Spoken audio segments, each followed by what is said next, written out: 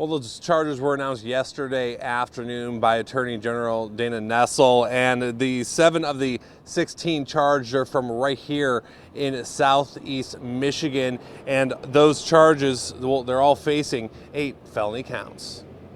In a recorded statement, Attorney General Dana Nessel announced charges against 16 Republican electors who signed their name to a document back in 2020 alleging to be Michigan's electors for president and vice president.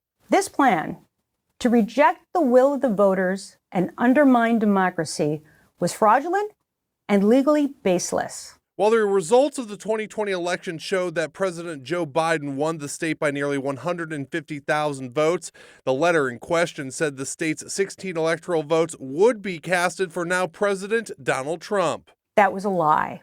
They weren't the duly elected and qualified electors, and each of the defendants knew it. Attorney General Nessel alleges the 16 Republicans met in secret of the Michigan GOP headquarters basement before heading into the state capitol building, then trying to overturn the state's election results. 7 Action News spoke with current Shelby Township Clerk Stan Grott, who is one of the defendants named. I have no comments for you at all.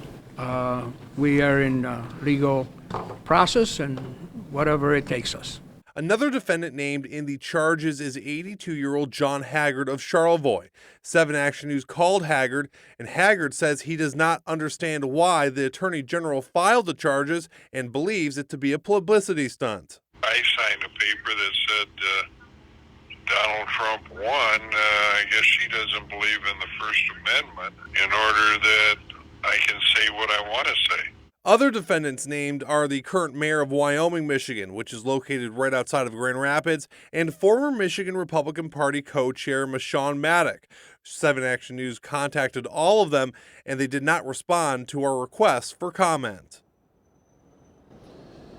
Now, Attorney General Nessel has not ruled out more charges for other defendants in this case, and the 16 named in this case will be arraigned individually in Ingham County. Now, the maximum sentence on one of these charges is 14 years in jail, and if convicted of all charges, they could all be going to jail for over 80 years. Reporting in downtown Detroit, I'm Peter Maxwell, 7 Action News. Of course, Peter, we'll be watching this very closely. We'll also be watching to see if any of these Michigan cases tie into cases that are being investigated in Washington, D.C., so we may not have heard the last of this.